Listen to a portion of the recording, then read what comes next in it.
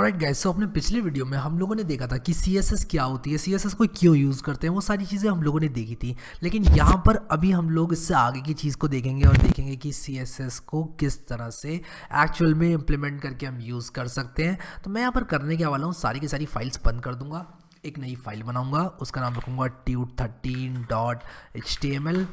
उसी के साथ साथ मैं क्या करूँगा, tut13.html रखने के साथ साथ अपनी HTML की बॉयलर प्लेट लगा दूंगा। जी हाँ, बॉयलर प्लेट। और HTML की बॉयलर प्लेट को लगाने के बाद मैं क्या करूँगा, यहाँ पर लिखूँगा CSS ट्यूटोरियल। ठीक है, बढ़िया। अब CSS ट्यूटोरियल मैंने यहाँ पर लिख दिया। अब मैं आप लोगों को वो तरीके बताऊँगा जिनकी मदद से हम CSS को अपने पेज में इम्प्लीमेंट कर सकते हैं। ठीक है, तो यहाँ पर अगर आप लोगों को याद हो तो मैंने एक harry.css बनाई थी, और मैंने यहाँ पर एक harry.html बनाई थी और harry.js बनाई थी। जावास्क्रिप्ट में अभी हम नहीं आएंगे, सिर्फ HTML और CSS का लिंक देखेंगे। ठीक है, तो यहाँ पर harry.html बंद कर दूंगा, harry.css भी बंद कर दूंगा। जस्ट बिकॉज ये tut13 है इसलिए मैं tut13.css बनाऊंगा अभी थोड़ी देर में। लेकिन उससे पहले मैं यहाँ पर एक पैराग्राफ लिखूंगा, और पैराग्राफ से पहले हेडिंग लिख लेता हूँ, दिस इज CSS ट्यूटोरियल। और उसके बाद एक पैराग्राफ लिखूंगा, this tutorial will teach you everything you need to know about HTML CSS। ठीक है, तो ये मैंने लिखा अभी यहाँ पर। उप्स, मैंने यहाँ पर गड़बड़ कर दी, कोई बात नहीं। गो लाइव करूँगा, गो लाइव करके मेरा जो VS कोड का लाइव सर्वर है वो चल जाएगा, और मेरी जो ये फाइल है ये लाइव यहाँ पर खुल जाएगी। तो कुछ भी मैं चेंज करता हूँ तो यहाँ पर मुझे वो चेंज बिना रिलोड के रिफ्लेक्ट करके मिलेगा। प्रीटी मच यही करती है ये एक्सटेंशन। तो अब यहाँ पर मैं क्या करूँगा, इनलाइन CSS। तो मैंने आप लोगों को बोला था कि 3 तरीके होते हैं CSS को इम्प्लीमेंट करने के किसी भी HTML में। तो एक तो मैंने यहाँ पर देखा था, आप लोगों को बताया था स्टाइल। तो अगर मैं यहाँ पर स्टाइल में कुछ ऐसे कर दूँ, अगर मैं कोई स्टाइल कलर और रेड, और मैं सेव कर दूँ, तो आप लोग यहाँ पर देखो इसका कलर रेड हो गया। यानी कि मैंने सिर्फ एक लाइन में CSS लिख के इसके स्टाइल को चेंज कर दिया। और आप लोगों को अभी के लिए ये लग सकता है कि ये बेस्ट तरीका है, लेकिन मैं आप लोगों को बताना चाहूँगा कि ये बेस्ट तरीका नहीं है। और बेस्ट तरीका ये क्यों नहीं है इसके बारे में बताता हूँ आप लोगों को। क्योंकि अगर आप लोगों ने बिल्कुल इनलाइन CSS का इस्तेमाल करके पूरी स्टाइलिंग लिख दी तो आपकी HTML इतनी मैसी हो जाएगी कि आप लोग खुद ही नहीं संभाल पाएंगे। तो अभी के लिए मेरी बात माने, और मैं कहूँगा कि सिर्फ इंटरनल और एक्सटर्नल CSS का ही हम लोग इस्तेमाल करने की कोशिश करेंगे ज़्यादा से ज़्यादा। ठीक है, तो यहाँ पर इंटरनल CSS पे आते हैं। तो ये थी हमारी इनलाइन CSS की, एक ही लाइन में लिख डाली CSS और प्रॉपर्टी चेंज हो गई। अब मैं यहाँ पर एक काम और कर सकता हूँ, मैं यहाँ पर बैकग्राउंड कलर भी लगा सकता हूँ। बैकग्राउंड कलर मान लो मैंने येलो कर दिया, तो मैं कितनी भी प्रॉपर्टीज़ यहाँ पर लिख सकता हूँ एक ही लाइन में, जैसे कि आप लोग देख सकते हैं। और ये देखो इसका बैकग्राउंड कलर जो है येलो हो गया। और उसी के साथ साथ मैं और भी चीज़ें कर सकता हूँ इसमें, बट मैं आऊँगा नहीं उनमें। अभी मैं यहाँ पर सिर्फ आप लोगों को एक अगली स्टेप पर लेकर चलूँगा, और मैं कहूँगा कि आप हेड के अंदर स्टाइल टैग ऐड करो कुछ इस तरह से। तो मैंने स्टाइल लिखा तो यहाँ पर स्टाइल टैग मेरा ऐड हो गया। अब मैं क्या करूँगा, सबसे पहले सेलेक्टर लगाऊंगा, मैं कहूँगा पैराग्राफ। ठीक है, उसके बाद मैं क्या करूँगा, मैं लिखूँगा पैराग्राफ, और उसके बाद मैं लिखूँगा कलर ब्लैक। ठीक है, मैंने लिख दिया पैराग्राफ का कलर ब्लैक। अब एक जगह मैं कह रहा हूँ कलर रेड, एक जगह मैं कह रहा हूँ कलर ब्लैक। आप लोग कहेंगे इन दोनों में से कौन सी इफेक्ट में आएगी, कौन सी वाली जो CSS है वो ये लेगा। तो यहाँ पर आप देख लो जवाब, ये क्या करेगा, ये इनलाइन CSS को ही ज़्यादा महत्व देगा। ठीक है, तो इनलाइन CSS को इंटरनल CSS से ज़्यादा महत्व दिया जाता है। लेकिन अगर मैंने इनलाइन CSS हटा दिया यहाँ से, तो मैं हटाऊंगा नहीं, बेसिकली मैं कमेंट आउट करूँगा। और कमेंट आउट करने से पहले मैं कुछ इस तरह से कर लेता हूँ, और कमेंट आउट मैंने कर दिया। अब मैं सिर्फ इसका स्टाइल टैग हटा दूंगा, और अब देखो आप लोग यहाँ पर जैसे ही मैंने स्टाइल टैग इसका हटाया तो इसका कलर ब्लैक हो जाना चाहिए, और ये देखो इसका कलर ब्लैक हो गया। अब कलर तो ब्लैक इसका ऑलरेडी था ही था, तो एक काम करते हैं, इसके कलर को कुछ और कर देते हैं, पर्पल कर देते हैं। ठीक है, और इसके कलर को अगर मैंने पर्पल कर दिया तो यहाँ पर देखो इसका कलर पर्पल हो चुका है, और आप लोग समझ गए कि किस तरह से ये काम करता है। ठीक है, तो ये थी हमारी इंटरनल CSS। अब एक्सटर्नल CSS क्या है, अब एक बात और आपको बताना चाहूँगा, मैं और प्रॉपर्टीज़ भी ऐड कर सकता हूँ। तो मैं बैकग्राउंड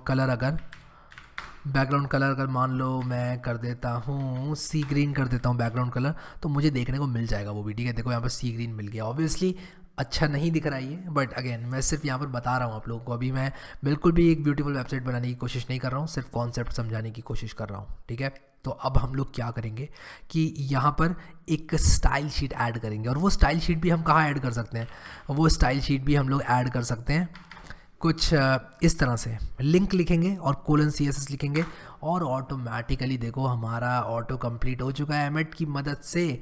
और हम कोई भी style.css नाम की CSS शीट लिंक कर सकते हैं।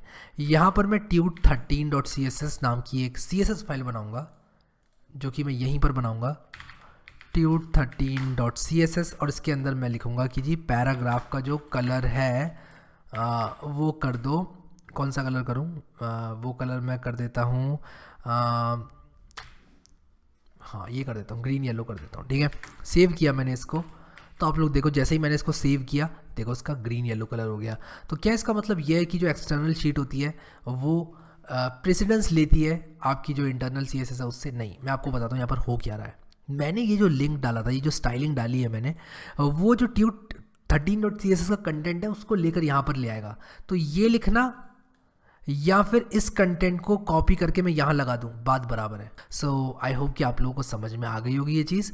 और आप लोग जो है यहाँ पर, मैं वापस इसको ऊपर ले आता हूँ, इस चीज़ को भी समझ गए होंगे कि जो tute13.cs मैंने बनाई है, CSS बनाई है, वो मुझे यहाँ पर इसको इंक्लूड भी करना पड़ा बनाने के साथ साथ। और इसमें जो जो प्रॉपर्टीज़ मैं ऐड करूँगा, जैसे मान लो मैं यहाँ पर बैकग्राउंड कलर लगा देता हूँ, क्या लगाऊँ, बैकग्राउंड कलर हॉट पिंक लगा देता हूँ।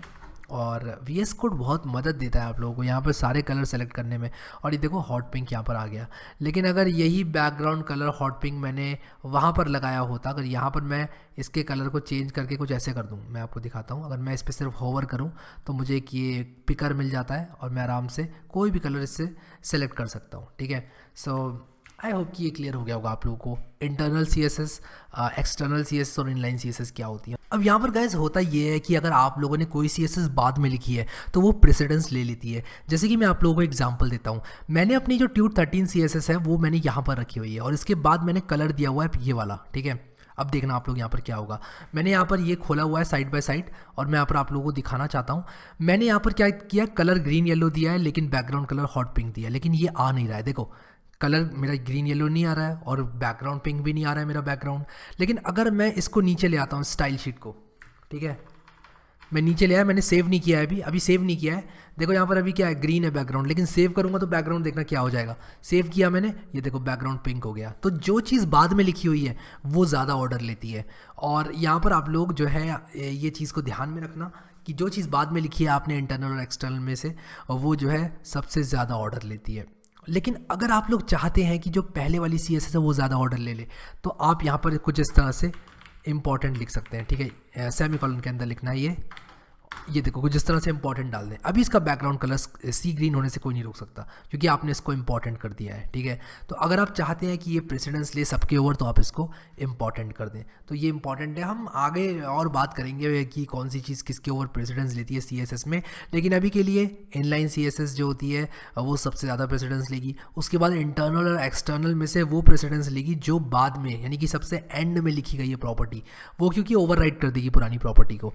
तो यहाँ पर इस केस में बैकग्राउंड कलर ये और कलर ये जो है ओवरराइड कर दे रहा है, लेकिन क्योंकि हमने इंपॉर्टेंट लगा दिया है इसलिए ओवरराइड नहीं करेगा। ये चीज़ इतनी इंपॉर्टेंट हो जाएगी कि आगे इसको कोई ओवरराइड नहीं कर सकता। तो इंपॉर्टेंट का मतलब है कि मुझे कोई ओवरराइड नहीं कर सकता। और यहाँ पर अगर आप लोगों ने ये लिंक rel = स्टाइल शीट करके tute13.css इंक्लूड कर लिए, तो बाकी जो चीज़ें हैं वो जिस तरह से इसमें है tute13.css में, यानी कि जो कि बाद में लिखा गया है उसमें है, वैसे ही आ जाएंगी। सो आई होप कि आप लोगों को ये चीज़ समझ में आ गई होगी। इस चीज़ की जो इंटरनल वर्किंग है उसमें मैं कहूँगा ज़्यादा आप ना जाएं, बस इतना समझ लें कि जो ब्राउज़र होता है वो सारी की सारी स्टाइल शीट्स को एक जगह पर, सारे के सारे स्टाइल्स को एक जगह पर कलेक्ट करता है और मार्कअप को आपकी पार्स करके दिखाता है और उसके बाद उन पर स्टाइल्स लगाता है। तो जो चीज़ बाद में आती है वो ओवरराइड कर देती है अगर इंपॉर्टेंट टैग पुराने वालों में नहीं है। तो अगर ये इंपॉर्टेंट लगा दिया आपने तब तो ये इंपॉर्टेंट हो जाएगा, यानी कि यही दिखाएगा। जैसे कि इस केस में बैकग्राउंड कलर मेरा सी ग्रीन दिखा रहा है। सो आई होप कि ये चीज़ आपको समझ में आ गई होगी। 3 तरह की CSS क्या होती हैं, कैसे यूज़ की जाती हैं। हम आने वाले टाइम में अभी जल्दी से CSS की प्रॉपर्टीज़ पढ़ेंगे, एक एक चीज़ को देखेंगे कि क्या चीज़ कैसे की जा सकती है CSS के अंदर। अभी के लिए मैं कहूँगी बस आप लोग इस प्लेलिस्ट को एक्सेस करें अगर आप लोगों ने अभी तक नहीं करी है तो, और इसको बुकमार्क कर लें यहाँ पर क्लिक करके और सेव कर लें यहाँ पर क्लिक करके। वीडियोस अगर पसंद आ रहे हैं, आप इंजॉय कर रहे हैं तो इनको लाइक ज़रूर करना। Thank you so much guys for watching this video and I will see you next time.